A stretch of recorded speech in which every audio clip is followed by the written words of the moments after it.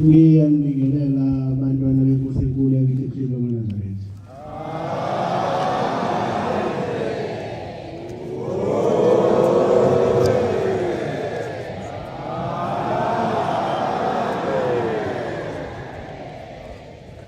Inkonzo isonto yasemini siyiphathelwa umfundisi uJele wasethanda ukukanya inkosi Moses.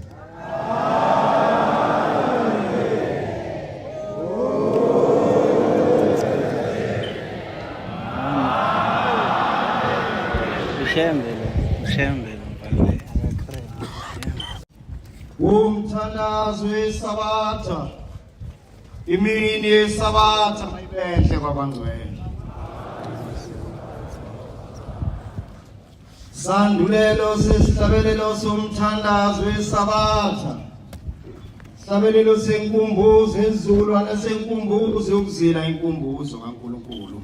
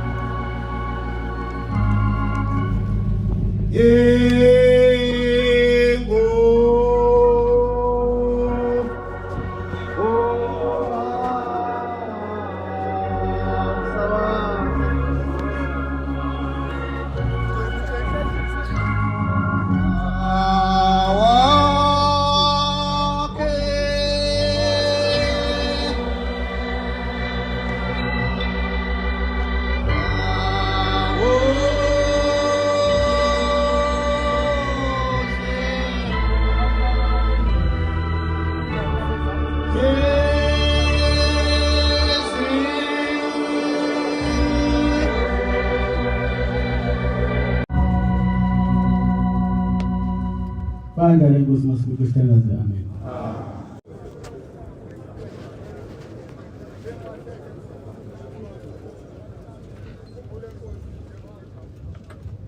Amen.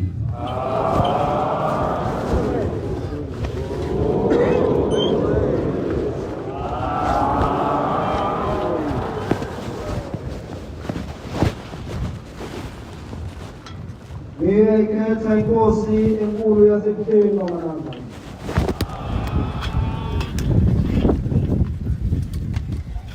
Ngiyakhuleka Shembe oyigcwele. Ngiyakhuleka mkhululo weyiboshwa. Ngiyakhuleka Ndlondlo yomusa. Bayede silesikhulu. Ngiyakhuleka indlunkulu. Ngiyabingelela abantwana basendlunkulu, undunankulu wesizwe samaZulu, ikhulu kahulumeni ekhona, amakhosi asendlunkulu, abafundisi benkosi, abavangeli, abashumayeli, abakhokheli nebandla lonke ngegama lonyazi. Amen. Shembe ongcwele, ngimi phezu kolwandle, kodwa Nkosi uwe kuphela ukwazi ukutakula umuntu olwandle, ngoba nolwandle ladala uwe. Ngithwaleke Nkosi kulesi sigaba engiguqe kuso,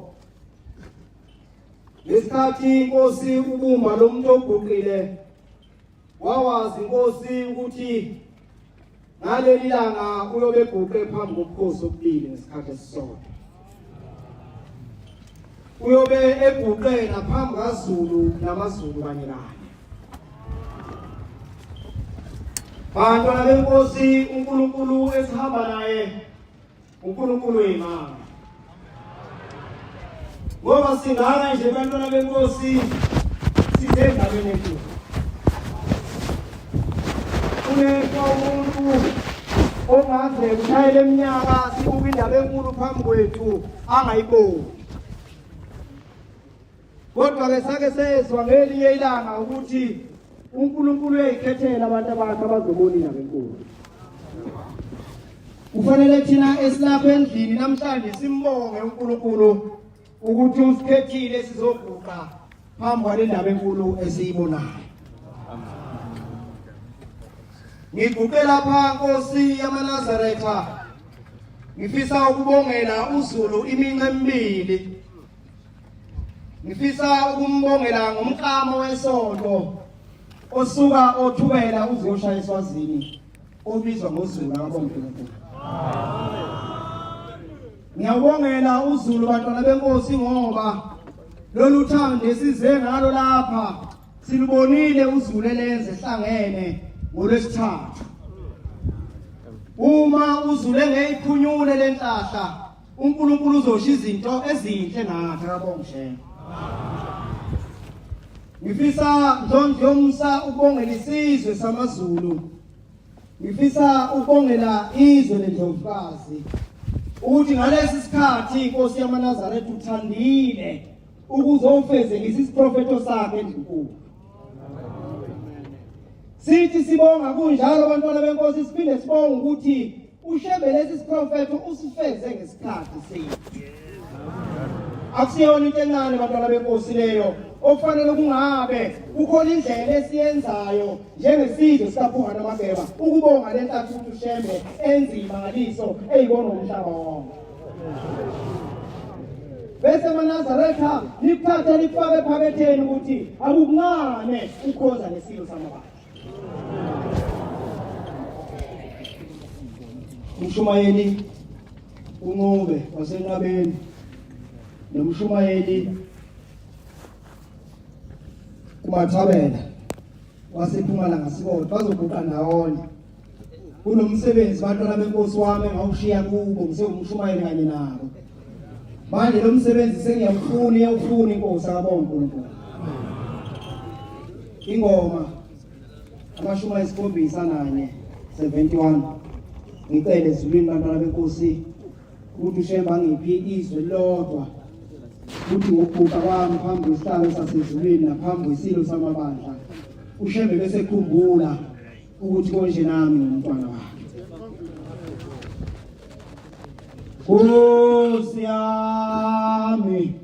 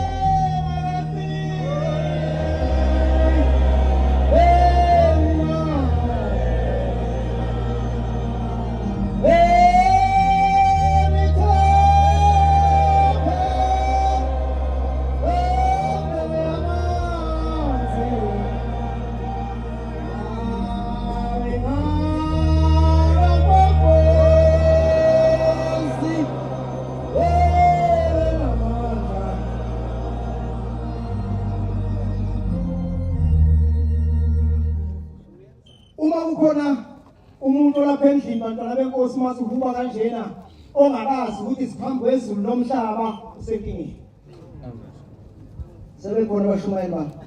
Umuntu abashumayeli bami ngokuqemeli bami thumeni.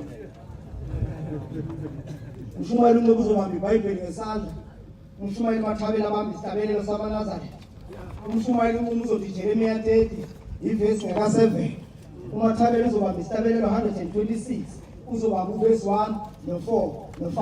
Woza ngo.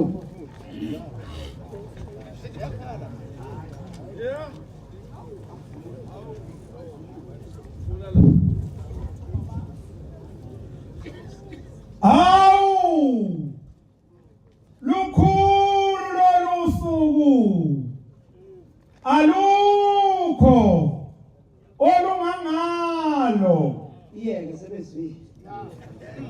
Lolusuku bantwana benkosi umwagethwa umhla ka3 kuApril waphindwa wagethwa umhla ka8 kuJuni uzongizwa ukuthi ngithini. Kodwa uma ngithi ushadisa lezi insuku zombili awu lukhulu lolusuku. Ngoba namhlanje siguqe phambi kaJehova uThixo wethu siguqe nakumnikazi wenhlabathi. Mathabela. kuphakama sabela wena Kubhala ubombela eminyakeni u97 edlule uthi kuphakama sabela wena. luzwakele udumo lwakho Njengoba ungabonanga indlondlomsa ibeka isilo samabandla isande ekhanda. oluvela emagumbini omane Phesheya kweyilwandle uma bena iTV bayibonile lenkulumo. sinanela sithokoza ngakho Uyabona nje walisilapha uthe umfundisi wasemangangeni umfana lapha athi into zonke izilwane wathi awutendele ublathi. Wathi awutendele ublathi. Uyabona namhlanje sizonanela siyathokoza ngoba ushebu lethu uthande enkulu.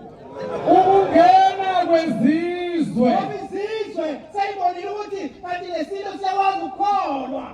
ezivela emagumbini omane aphansi kwamathongo Noma ubheka eningizimu abantu bafuna ukuzwa ukuthi kwenzakalani namhlanje. wozanini zizwe nonke Useyashintsha ubombela utshela abantu ukuthi izizwe zonke ayisondele. liyabizwa ekuphakameni Kodwa kunendawo eyibizwa kuyo lapho khona unyawo phezulu. nani mazulu Useyaphenduka utshela thina njengozulu. halalisani Uthi asihalalisa kabonga uNkulunkulu. ngokuphansi Ngoba kwamazulu into esiyibona namhlanje mshokhokho wethu abayibonanga. Athi yebo.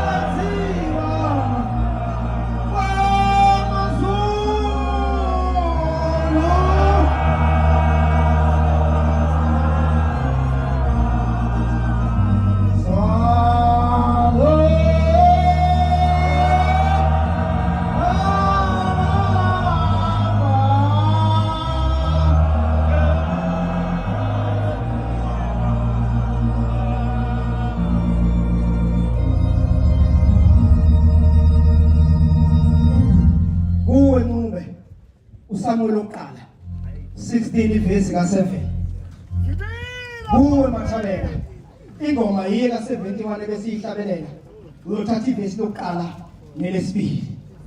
Bantwana benkosi njengoba silapha kukhona umbuzo onokungihlupha uma ngihamba ngeza umsebenzi kaShembe ukuthi kanti Shembe ugqoka abantu abanjani. Kanti umuntu ofuneka guqe lapha aqekethe ungathi ukhune ugesi onjani. Nina lo umbuzo namhlanje ukuze umuntu ogotshiwe ikakhulukazi onesandla sikaShembe angadayisi noShembe. Ngizolo kungiphaphula yena umfokala lapha. Ukuthi ngelinye ilanga sengigodola sengisindo nawo umNazaretha engangufakile ngaleso sikhathi ukuthi yini lesaba nomnumzana uthi wena futhi wena osenkingeni kakhulu wena uthi hawu umzwana umfundisi uMangangeni uthi wena kuyo yonke into ozoyenza wothatha igama likaShembe ulibeke la kuyo yonke into ozoyenza mgoqo kaNkulunkulu wothatha igama likaShembe ulibeke la futhi ukwahluleka ukubeka igama likaShembe uShembe uzokubeka phansi bese uhamba phakathi kwethu ungathi uvuthukela usimende. Yebo uJehova wathi kuSamuel uJehova ukhuluma noSamuel ufuna ukumtshela ukuthi umgoqo into enjani. ungabheki ukuma kwakhe Uthi umuntu ubheke ukuthi unamagwegwe noma mfishane noma unopete nobude bomzimba wakhe ungabheki ukuthi ungwazaya olubheke phezulu noma ushoti matinda ngokuba ngimalile uthi ngoba lawo muntu ungabisambheka kakhulu ngoba uNkulunkulu usemalile izono zabantu zibhane kuye ngokuba uJehova uthi kanti uJehova akabhekisi okomuntu ngeke abuke njengawe wena ukwesa umuntu ungekanamehla abomvu uzomgoda umuntu ubheka amehlo umuntu ubheka amehlo kukhona abalapha abagumayo ngaphambi kobenze lapha amehlo azabe bomvu beyithethe uzomoShembe uzomaqoba hayi lo phambili kodwa uJehova kodwa khona into ebheka uJehova kumuntu ukuthi umuntu ufunani kuye ubheka inhliziyo engaphakathi ukuthi uzonamathela inonyazini labo bantu bathi nami Thixo Hokelika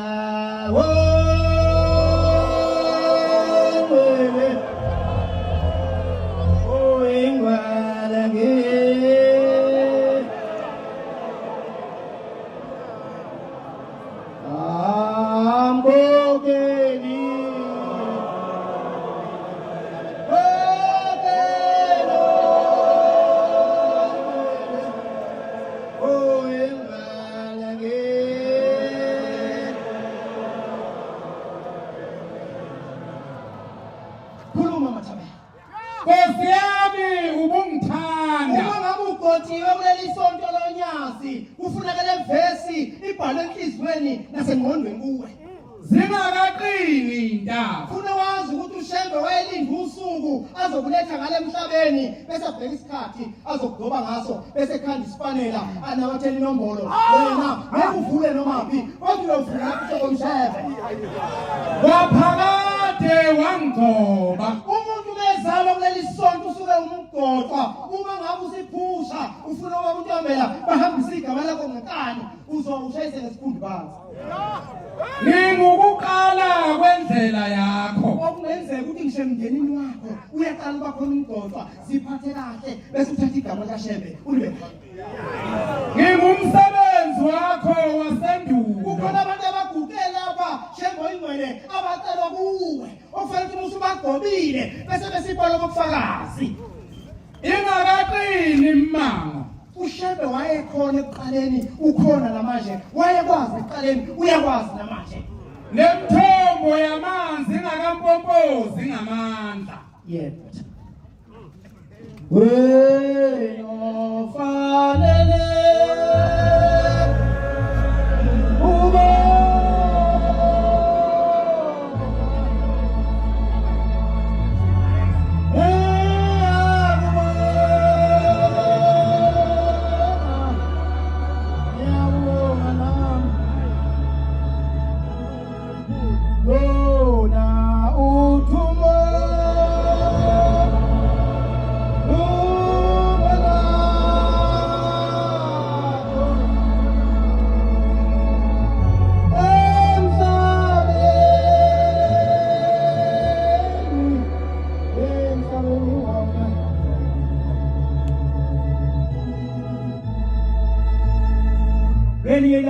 Baba akhuluma ngomuntu ogotshiwe uToto baba bathi bezinsizwa behlezi lapha eWema hostela seziyahlangana insizwa zifundulala nathi zize zande lezi insizwa zibeningi bese zikhanda ikhambi lokuthi ake siye komdala wensuku emzini wasePhakameni siyocela umuntu ozosifundela umthandazo.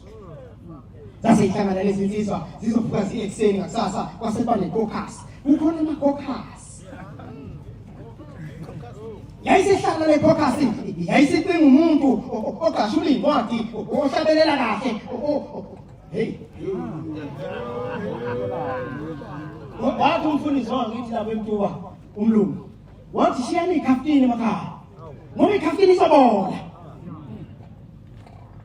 base beyahamba emzini wasePhakameni bezinsizwa bafika baguqa phambi kwenkosi yamakhosi ulanga kumasikothe ithi inkosi nithini insizwa zithi lezi insizwa hayi sizocela umshumayeli ithi inkosi ukhona nesenimbonile base bemphushela phambili lo kade umkhokhasa usayithithizisa naye wenza ungathi kathanda ithi inkosi yabeNazaretha lo unokukhola kwakhe yedwa ngeke bahola abantu bakaShembe ngeke azabe umshumayeli hambani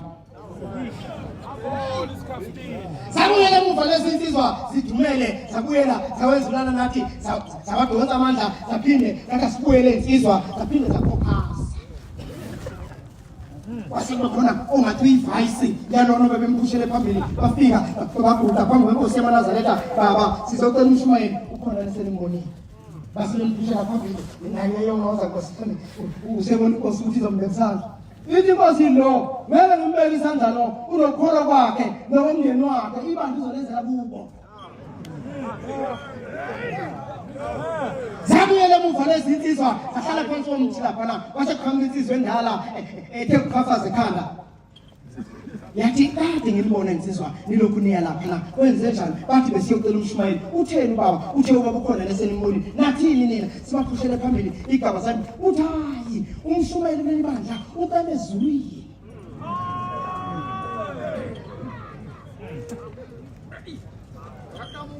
uthi lehambani nibuyele enkosini niyothi ngicela umshumayeli manje mase sibuza ubaba sizothini uthi ndothi umshumayeli wasicela kuwe sahamba lezi insizwa safike zaguqa lapha phambi kwendlomsa awusembuyile insizwa sesibuyile ukhona lesimbonile nkosi yamakhosi umshumayeli simcela kuwe yebo umuntu wesihlabelo sakho ufuna ngaba ngaseqaleni kunomprofeti Isaiah baba mkhulu ukhona abantu kuleli bandla abatshela ukuthi uma ungakwazi ukufunda wokuba lapha uShembe wayesekhona umuntu ongemuva lolo buka baba mkhulu wathi nawe umshumayeli lo mshumayeli olithatha leli bandla azali ufake ezulwini kaNkulunkulu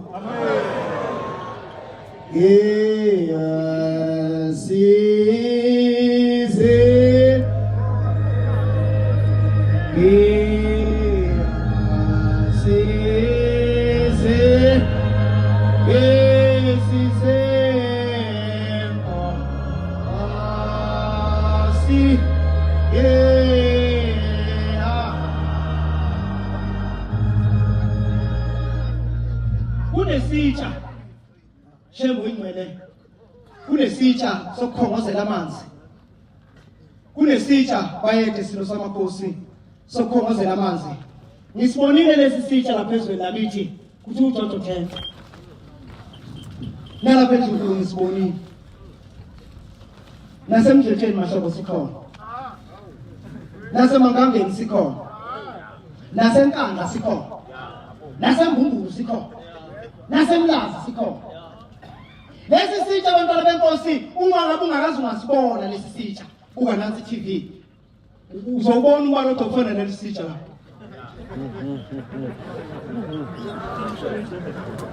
Beni ngiyama sesiyahamba ngisayithithizela nami kade ngithola isandla eKenani ngiyasaba nongena emathempelini mashoko ngangena kwelinye ithempeli bathi mkhokheli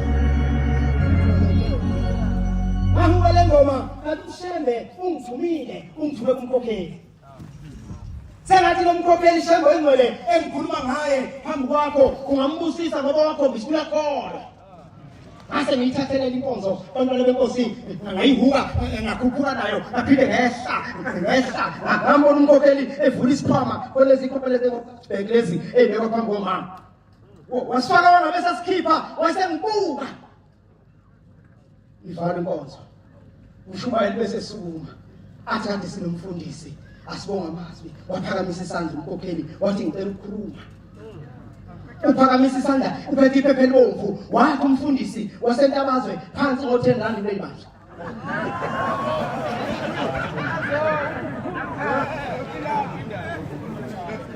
waphakamisa iphepha elibomvu wathi mshumayeli ngicela ukukhuluma ngicela ukukhipha kusenhlizweni yami wathi le ngane kajele ibuya ngizwa kuthiwa igotshiwe ngashubuka ngathi sengathi kuJomba abavakela bangaka uthatha ingane umshumayeli izokhweza phela abantu abadala kwenze njani usebenza kwamasipala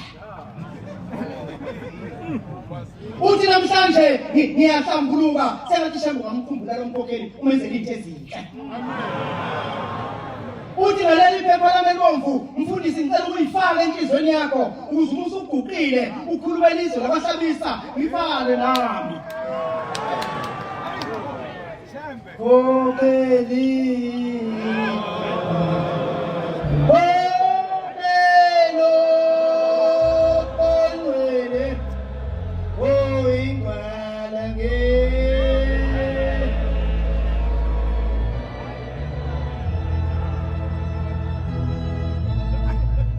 kunensizwa Nkosi yamakhosi ehambela amazwi ekhuluma izwi lakho Shembe engcwele ezinye ngisayikhumbulayo khona umfoka Phetha kulezo nsizwa khona umfoka Ngubane khona umfoka Sikhosana bake bafika lezi insizwa lapha ezweni lakithi zizodliva ngeli zafika lezi insizwa zasishiya siphila Shembe engcwele ngiyabacelela Nkosi ukuthi uzibafihle Nkosi emazinyeni oyilwayo uthi Nkosi abakuhambelayo abahambi ngoba benemali kodwa Shembe engcwele bahamba ngoba bethanda wena futhi bafuna ukukhulisa leli ivangeli ngoba uhlala usho Nkosi yamakhosi uthi lo Nazareth akuzokwanda abudala umhlaba sekusuka insizwa kwaPhetha iyakhuluma ithi maNazaretha sake sathi sihleze ethempelini wafika insizwa esencane ifaka iyunifomu yesikole yafika yanika inkonzo eyishaya inkonzo lensizwa kwaphunywa bahlala ngaphansi base bakhuluma uShembe waze wakhuluma kamnandi umfana ngoShembe wase bakhona insizwa yodwa empunga yayisithi hayi bangcwele noma ningakhuluma kanjena usemncane usazohlubuka hawu kukho konke lokho kuhle kushilo wena ubona ukuhlubuka wathi hayi usemncane usazoqeda imatric ahamba euniversity aqonywe izintombi akhohle uShembe wase kuphakama umshumayeli wathi hawu baba usibanibani uyabona le ngane vele usathani yamhluka ngokuthanda uShembe inkinga ngawe ukhuluma kanjena nje noma siya ku23 wena uyalala emzimba yihle uthi noma sihamba phansi silandela uNkulunkulu wethu sibheke phenani ukhala ngamadoda uthi noma kunikelwa izakhiwo zikaNkulunkulu kade memeza umvangeli umdluli ethi uthando lwethu lusebuhleni kodwa ungathinteki uthi uthando lwethu lusebuhleni uzothinteka kuphi kanti uthi wena into engayikhuluma vele ngeke uzuhlubuke wena ngoba usathana kanendaba nawe awumhluphi ngalutho kodwa lo mfana omncane uyamhlupha usathane utshela abantu ngonyazi ukuthi unyazi liuthemba labakholwayo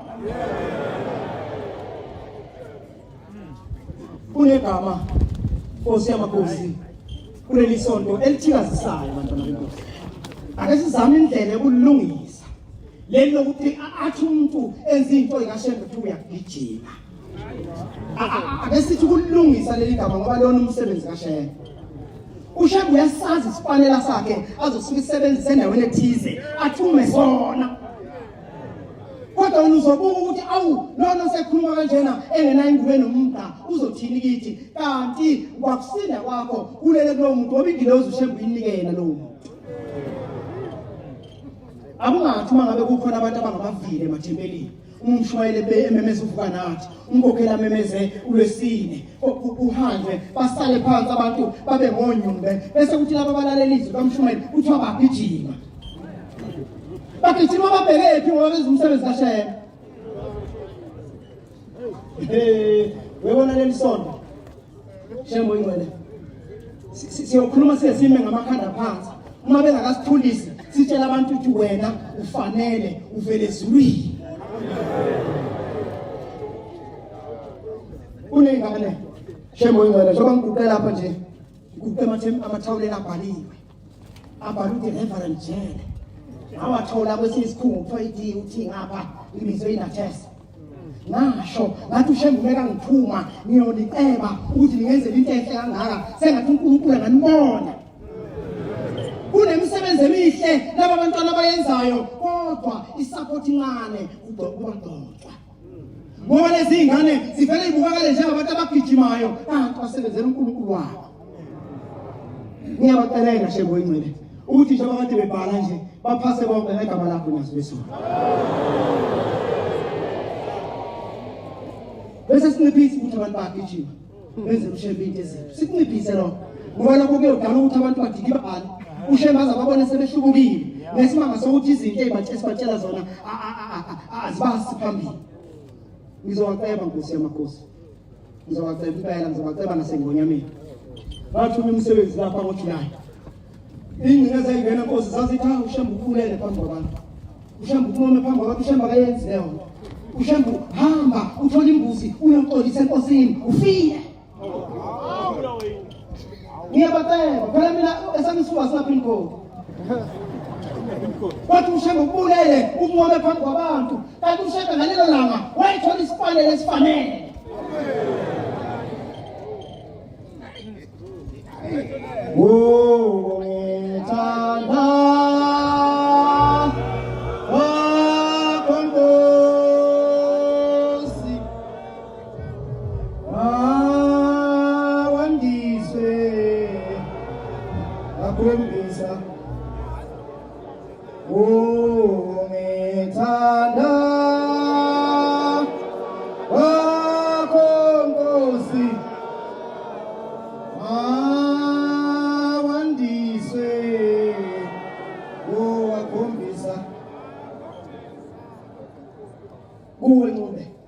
Amakhosi esibili ivesi 10 ifundo 3 kuwe Mathabela ingoma eka 84 uyothatha verse 1 umcule no verse 4 wena ufanele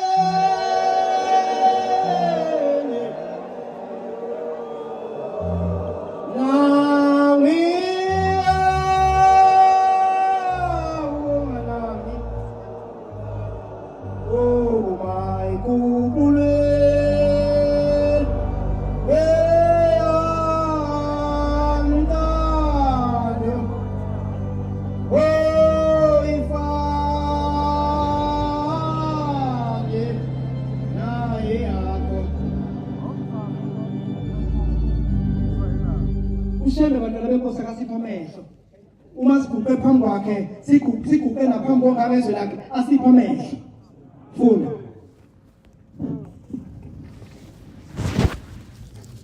Khethani amakhosi esibili xokolela haleluya xokolela Khethani olungileyo Ngelinye ilanga lapha emzini waseLinda kungena izinyane lembume lifike liyaguqa lithi Shembe sengihambe yonke indawo akukho engikutholayo ngibona unyazo oluthixo ithi incwadi indlunkulu ayikhethe olungileyo nofanele lesisihlalo ubuka lapha esihlalweni uyabona ukuthi kuphelele ngabo ngishela ya madodana enkosi yenu ngeke kodwa nihambe niyokhetha enkosini yakwaJele uma ikhona niyokhetha enkosini okuyiyona ephethe isihlalo limbeke esihlalweni sikayise funda Mathabela yinhle kangaka inkosi yethu ushembe muhle bantwana benkosi uyabona uma ephuma lapha kulo mnyango sengathi ngaqeda ukuhamba elokhu ehamba simbuka Muhle kangaka usimakade. muhle ushembe bantwana benkosi muhle ekseni muhle emini muhle nantambama muhle noma enyathele endlunkulu Kanti inhle kangaka inkosi yamaNazaretha. Kanti uMaNazaretha nisho kangaka nihamba noNkulunkulu omhle kangaka ningabatshela abantu Asisukume isilo sethu. kwathi ngomhla ka-8 kuJuni 2024 esibhedlela kwakhangela amankengane yasukuma ibhube yaqalaza esishona phansi eselisondela unyaka Sibheke ngeso laso. sasukuma sabheka isilo somhlaba ukuthi lo uthixo Nazi nazo izitha zethu. nabe bebanganazi isilo banede babona leya nto basebahosheka wena wabona ufudu uma luzokuduma imoti bangena phakathi Zimi phambi kwethu. ngoba izitha zalesi esihlalo izitha zethu njengozulu yebo bakusini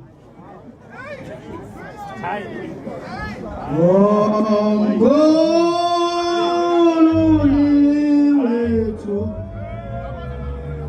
thina nzalo adinga asisile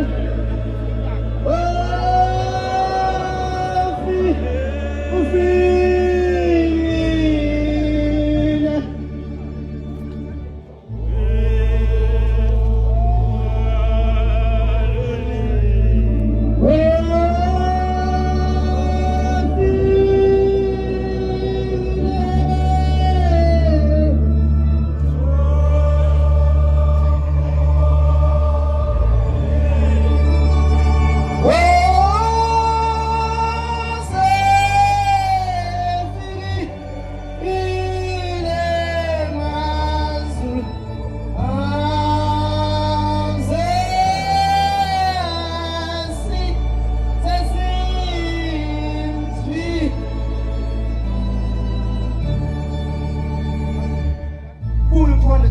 Mathabela uthatha 2 no 4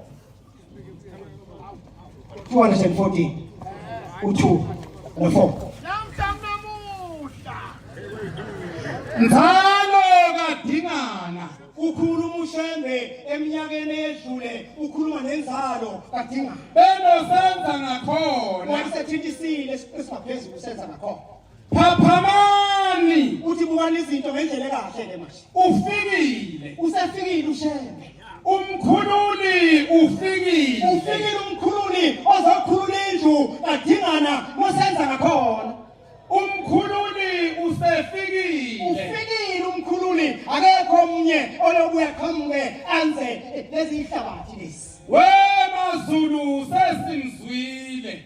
hawu nathi masuku wathi siyabaleka ushembe njengoba ekhuluma nendlu kadingana nesenza ngakhona wayisetshela thina wathi nani bukani ukuthi wenzakalani thathu verse 5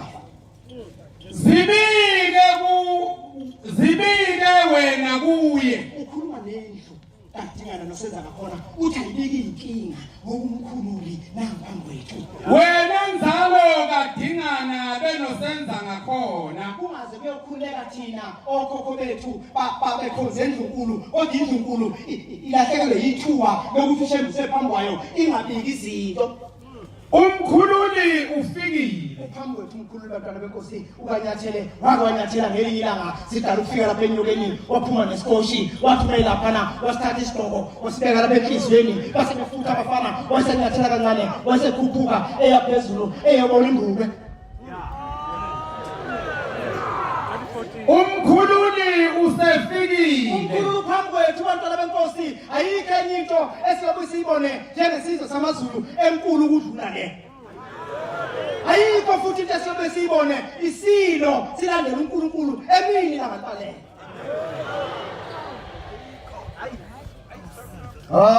angene banga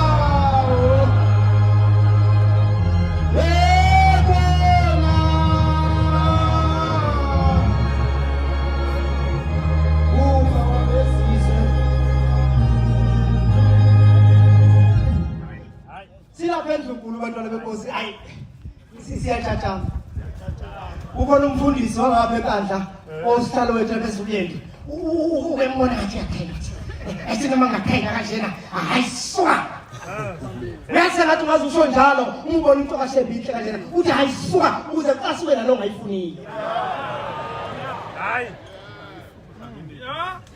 Thuma o qonisi wakho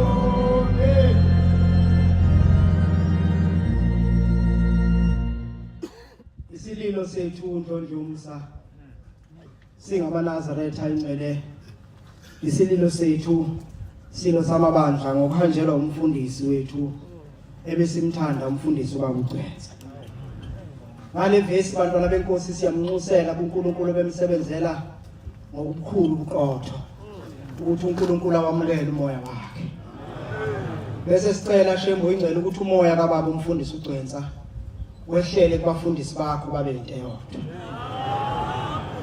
wehlele ebandleni lamaNazaretha ukuthi ukuzotha benakho shembo ingcwele sikubone phakathi kwebandla lakho amen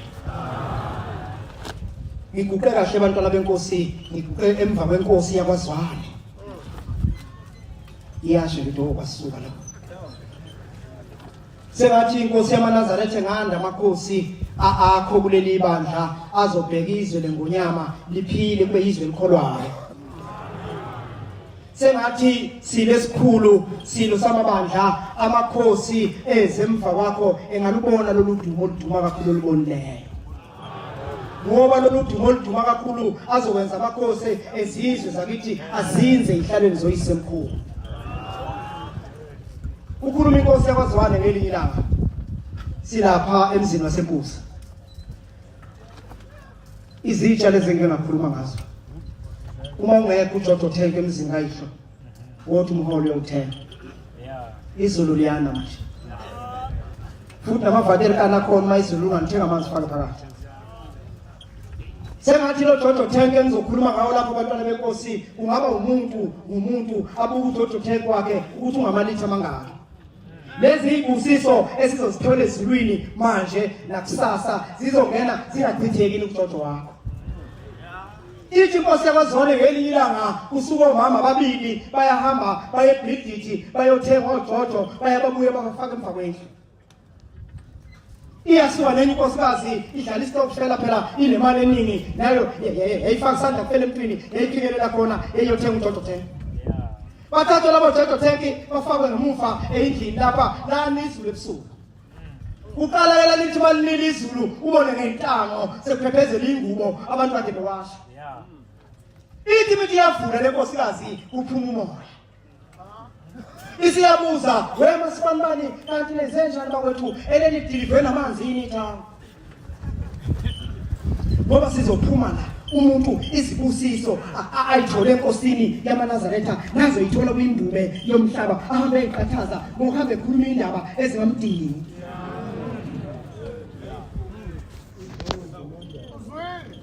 wathi labo mama lutho linini izulu kodwa lalela wena sibanibani ukuma thabe ingoma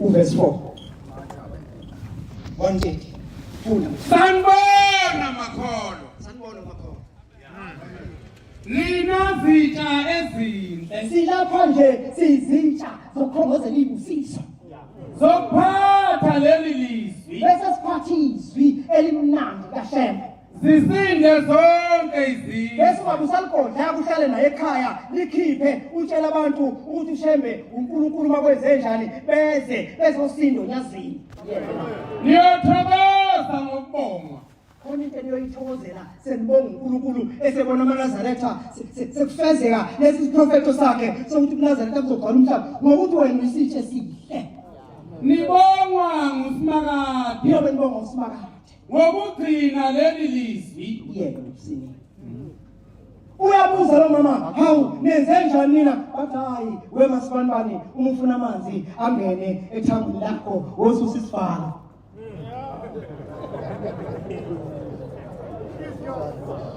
Nkosi yethu simakade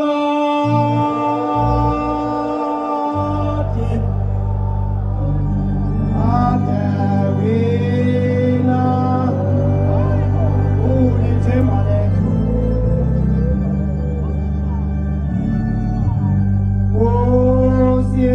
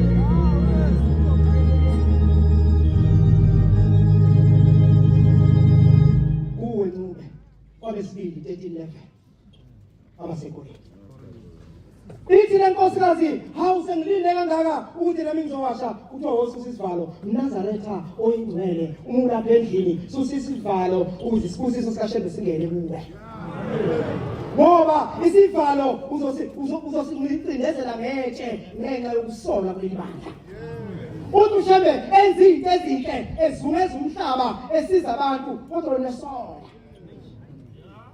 uyabe isibusiso sifezigqoma phezu kwesivalo sibuyele emuva bayayixoshela abantu ngoba wakho uJojo Thenki ufaka isivalo waze wafaka nocingo funda Kepha salani kahle bazalwane phelelani nithokoze nibe inhliziyonye nibe nokuthula khona uThixo wokuthanda nokuthula woba nani abangumntwana wakho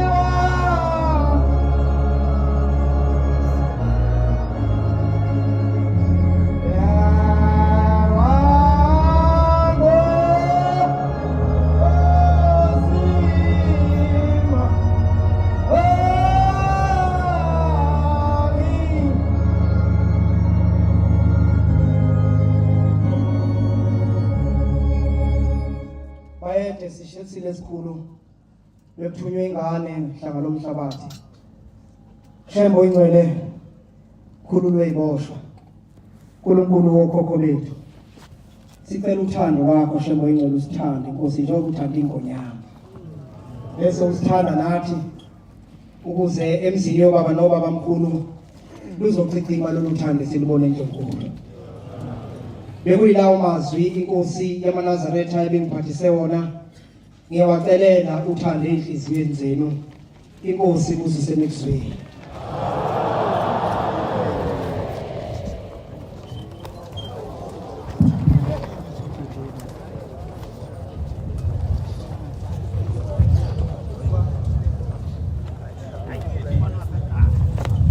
Siyabonga amazwi omnandi sibaphiwe inkosi izimbusisi.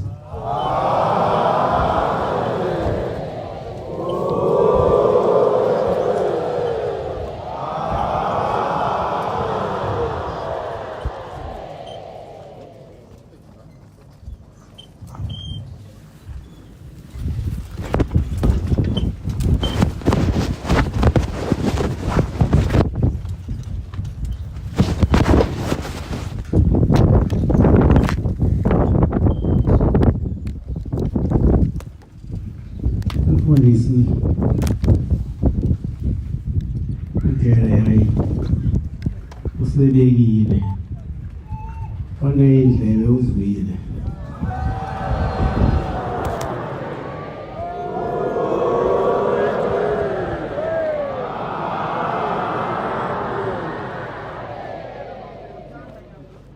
hayi uza ngomncomela naye la ngomncomela ngoba ngimthathe ngambeka la yazi uzoyenza into engiyifunayo.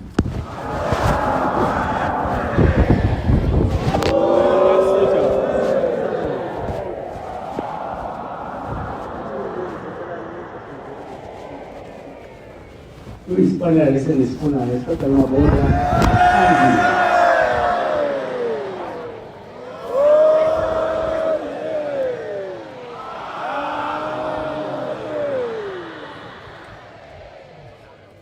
njengoba semusha ngingafisa uNkulunkulu angivikelele yena amkhulise.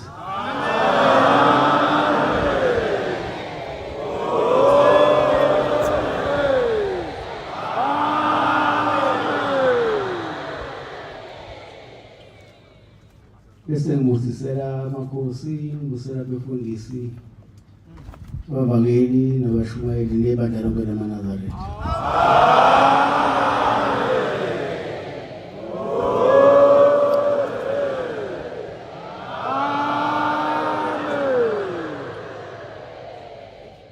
Izalimi azizwelo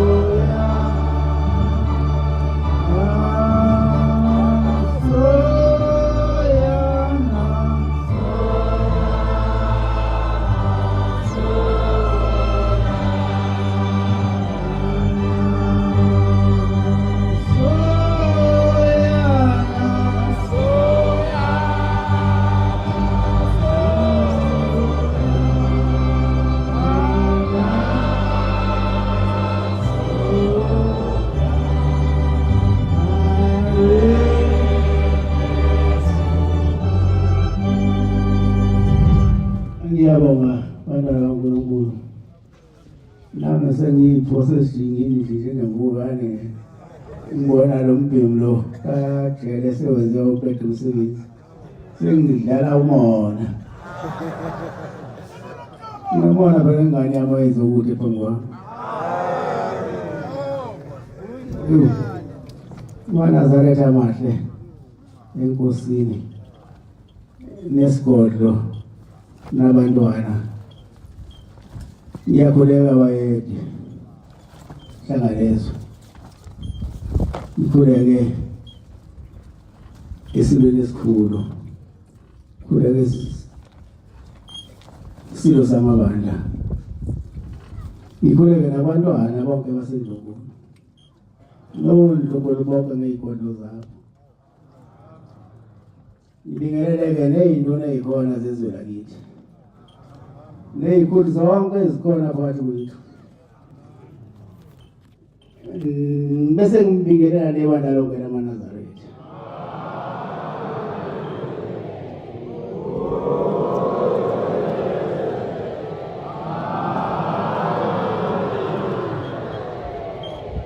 MaNazaretha kufanele ngabe ngiyabonga. Futhi fanele ngibonge. Into eniyenzile la eNdlunkulu inkulu. Ane ubonga yithini sile emhlabeni noba kwaba ngasekho.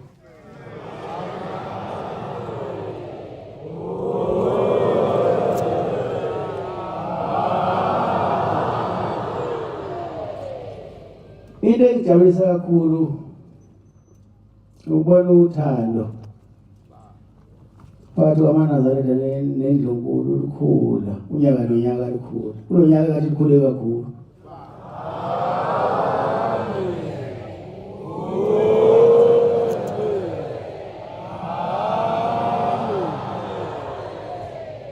Lento ngeke ngisho ukuthi nezinto niyazi nina abefundisi bayazi.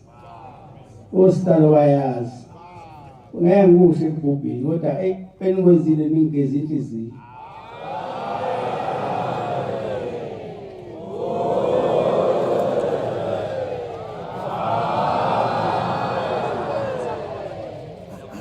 Noma lenza into enjena amaNazaretha. Ngivamise igama lami. Ngiyenza ngiyiqhenye kakhulu kunaqala ngani.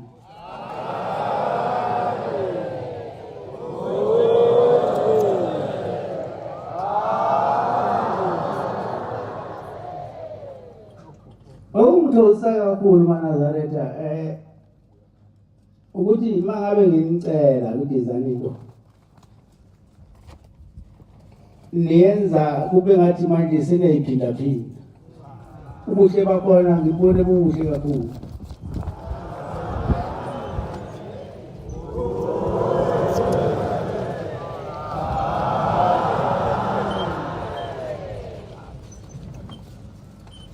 Engokujabulela kakhulu lithe ibhubisi yakwakhangela malibonga libebeza amaNazaretha lithi seyisondele isikhathi lesi esasishiwo isile sibuzile umlokongane ukuthi la ekhaya siyoletha umkhuleko ngaphambi kokuthi kungene umkhosi woselo. Nalela amaNazaretha njengoba kumhlophe inkalo namhlanje.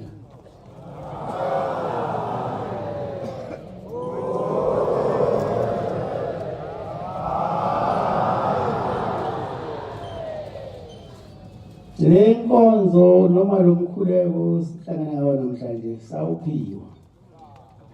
sawuphiwa isile esibuzile. Isilo umdlokombane. Awuzange upheleke noma umdlokombane ngasekho. Wayekade eshilo kodwa wathi ntakamekisa noma ngikhona noma ngingekho ufika la inyokeni ulethe lo mkhuleko.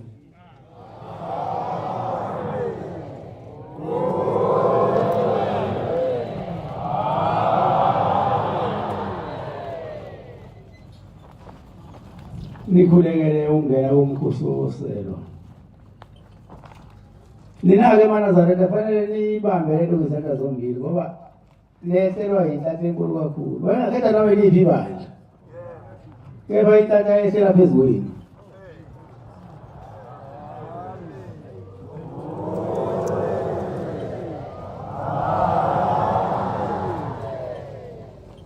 ingakho ke namhlanje sila sisemagameni omuntu omdala.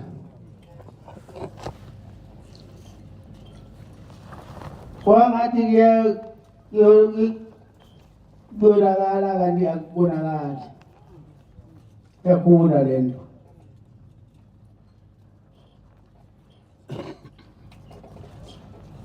Sahamba isilo. Sivele lesilo esikhona manje. Sasivele sesikhethile inkosi yamaNazaretha.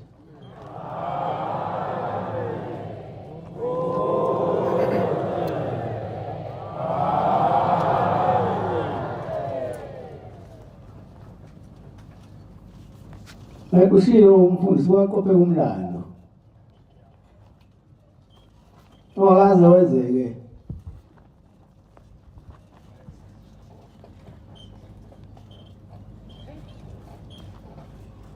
Emhlabeni ukubale isilo sithi sifuna ungena emanzini.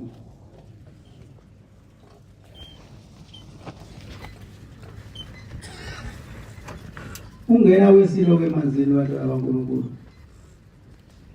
Washinde kulo ukuthi yena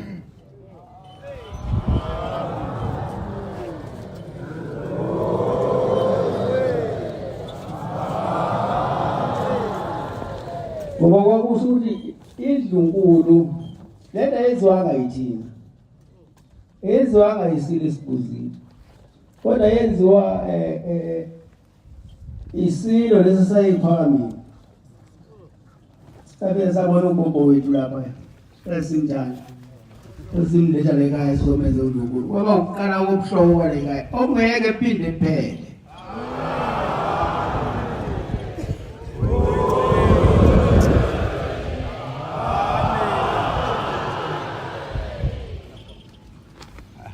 Mana zata ngendlela inhliziyo yokuthi iqangayo namhlanje.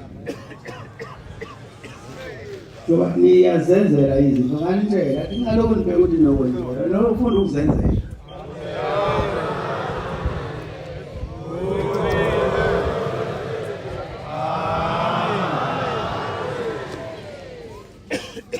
Mina abantwana bakaNkulunkulu anginalutho. Eba manginani nakho konke ngiphelele.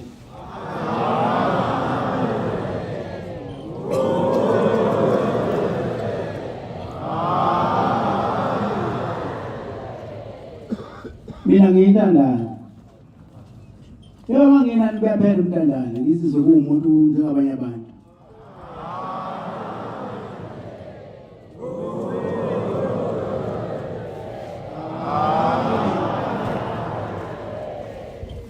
Bese ngibonga abefundisi abasiphathela wonke lo msebenzi. Nositalo ababesiphathela wonke lo msebenzi. Nabashumayeli, nabavangeli, nabakhokheli nebandla lonke lamaNazaretha.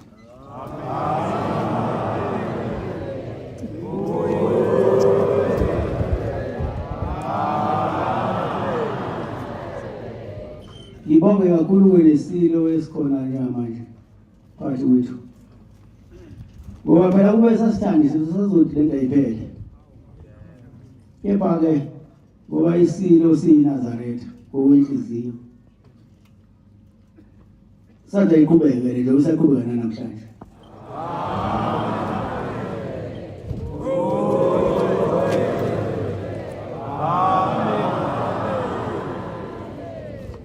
Yaqalwa isilo esibuzile. Ngiyathemba ukuthi lasikhona nje masibuka ngamehlo omoya. Sibheka ngapha emhlabeni. Sibheka siveze izinye ukuthokoza.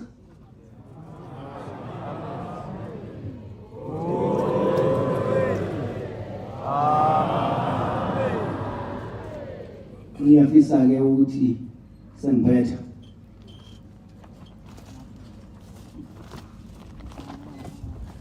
futhi njengoba nihlangene kanje eManazaretha, ngiyacela ningaphinde nihlukane.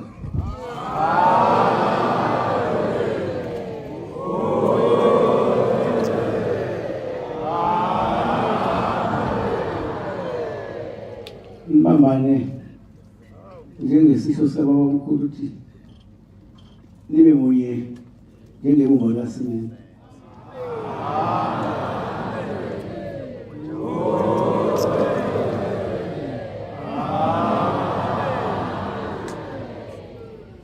Bese ngifisela wonke umuntu okhona namhlanje ukuthi mayisehamba ekhaya uNkulunkulu ambuse ngawo wonke ade exelela.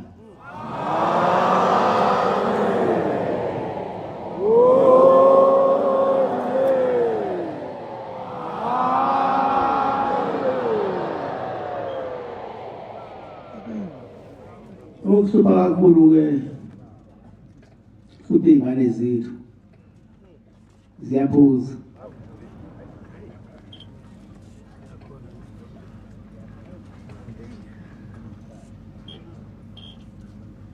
Ngiyafisa ukuthi ngelina uNkulunkulu angayikhumbula le ingane ziphume ezintweni ezidaka ingqondo.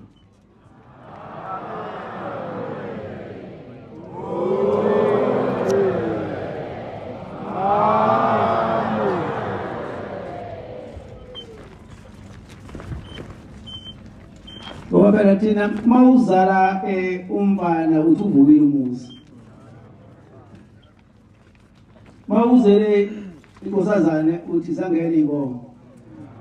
Manje abantu ke mabeze sibazala sibakhulisa kahle ukuthi ngale isikhathi sunethemba bese utshwalini.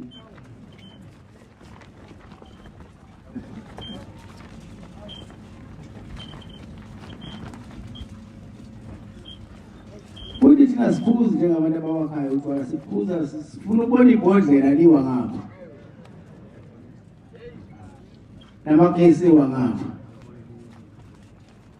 Bese sigibele ebhaleni masayibondele ekhaya. Awathi umnumzana uthembekile ungene kwakho usukhutshwa ngebhala.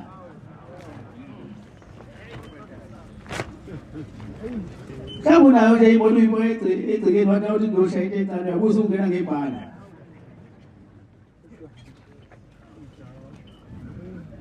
Ngiyafisa ukuthi abantwana bethu bangayenzi lento. Ngoba ikusasa lethu sibeke kona.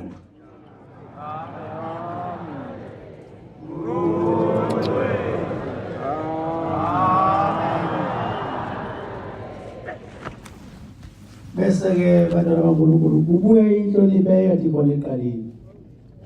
Ngoba phela umuntu okumane wayethi leli bandla ulithanda ngoba lifundisa ngenhlonipho. Uthi ulithanda ngoba lisamgcinela imvunulo yakhe. Ngiyafisa ke Nazareth ukuthi abaphuma esiporweni engathi uNkulunkulu angabakhalima babuye.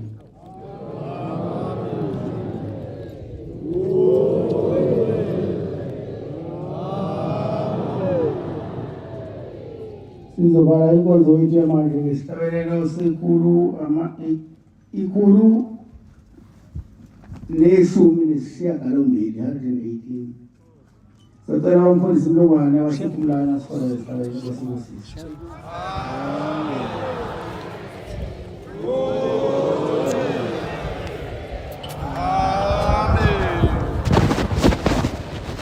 Usisi kwawangela.